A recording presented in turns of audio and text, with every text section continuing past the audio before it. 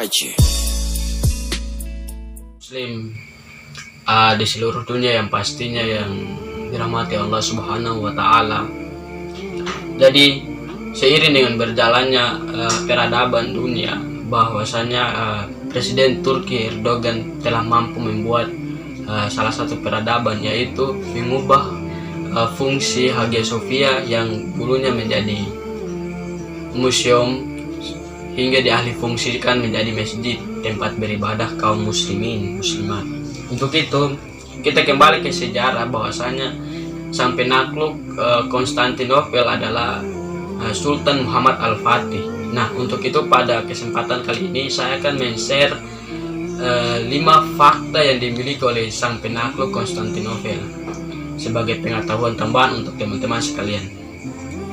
Teman-teman perlu ketahui bahwasanya Sultan Muhammad Fatih merupakan salah satu pahlawan besar umat Islam selain Salahuddin Al-Ayyubi. Dia usia yang masih muda, yakni 25 tahun.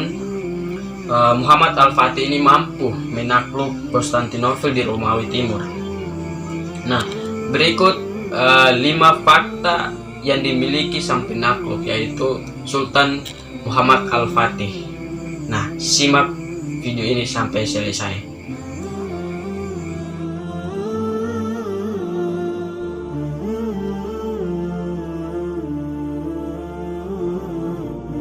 Terima kasih teman-teman masih tetap dengan channel Iman Lokas, semoga bermanfaat.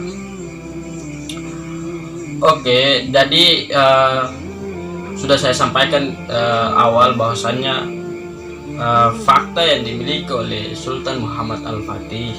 Bahwasanya pertama kita harus mengetahui biografi dari beliau, biografi Muhammad Al-Fatih.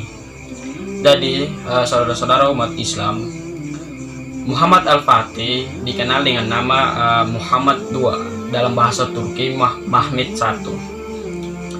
Beliau dilahirkan di ibu kota Utsmania pada tanggal 29 Maret 1432 dari pasangan Sultan Murad II dan Humayun. Beliau merupakan keturunan dinasti Turki Utsmani. Dikutip dari buku The Grand of Salahuddin Al-Ayyubi dan Muhammad Al-Fatih, nama Al-Fatih yang berarti sang penakluk merupakan julukan padanya lantaran bisa menakluk Konstantinopel. Selain diberi gelar Al-Fatih, Muhammad II juga mendapat julukan Abi Al-Futuh dan Abi Al-Akhirat.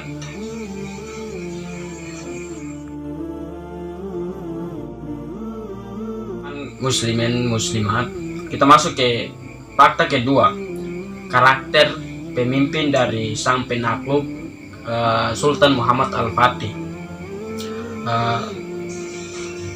Sejak kecil Muhammad Al-Fatih mendapatkan pendidikan yang cukup baik dari orang tuanya. Sang ayah Sultan Murad II sangat memperhatikan pendidikan anaknya agar kelak menjadi seorang pemimpin yang baik dan yang tangguh. Murad II menunjuk Syekh Ahmad Ibnu Ismail Al-Qurani, seorang ulama yang paham sekali dengan Al-Quran. Tak heran jika sejak kecil Muhammad Al-Fatih sudah menghafal Al-Quran 30 juz. Masya Allah.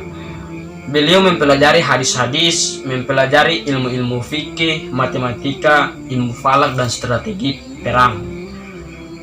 Berikutnya Al-Fatih disiapkan sejak kecil untuk menjadi pemimpin, namun tetap dalam bimbingan para ulama, sehingga pemikirannya tetap berada di jalan yang benar.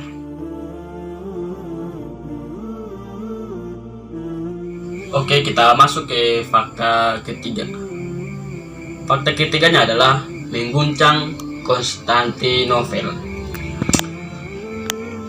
Di usia yang sangat belia, Muhammad Al-Fatih berhasil menakluk kota Konstantinopel, sekaligus menjadi penanda bahwa abad pertengahan telah berakhir.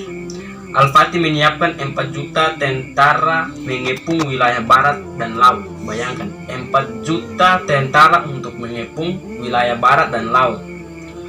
Pengampungan ini terjadi selama 50 hari. Masya Allah.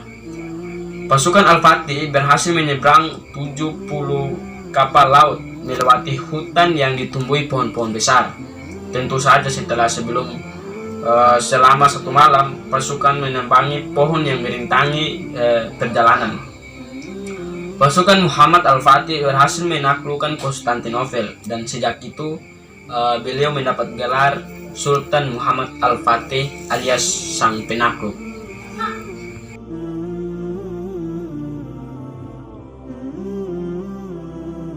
Baik saudara-saudara umat muslim muslimat, kita masuk ke peradaban keempat.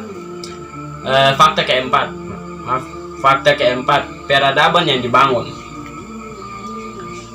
Kita ketahui bersama bahwa berdasarkan sejarah, banyak yang mengatakan bahwa selama berkuasa, yakni tahun 1451 Masehi hingga 1484, Sultan Muhammad Al-Fatih telah membangun lebih dari 300 masjid, 57 sekolah, dan 59 tempat pemandian di berbagai wilayah di Utsmani.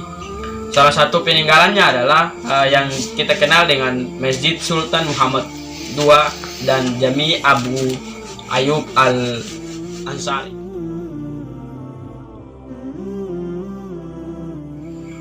Wafat dan wasiat Sang Penakluk. Oke, saudara. Pada Rabiul Awal 1481 Masehi, Sultan Muhammad Al-Fatih menderita sakit. Namun beliau nekat meninggalkan Istanbul untuk berjihad.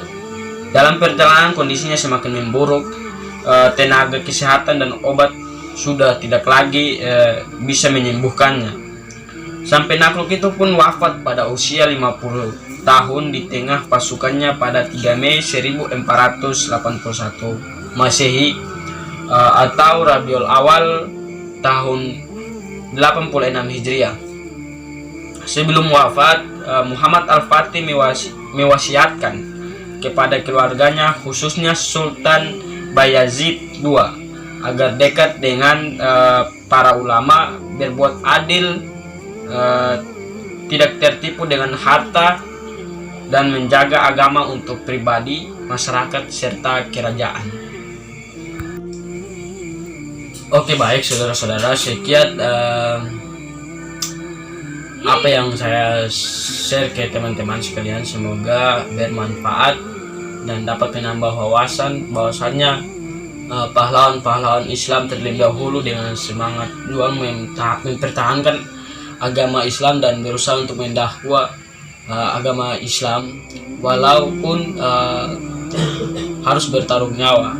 Jadi kita ambil hikmah dari fakta Sang Penakluk Konstantinopel ini, bahwasanya kita harus berpegang prinsip, berpegang teguh pada agama kita, selalu mendakwahkan agama Islam di seluruh umat manusia di muka bumi ini.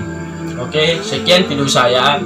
Nantikan video-video saya selanjutnya dan selalu mengawal terus channel saya, channel Iman Okas. Jangan lupa di subscribe, like, dan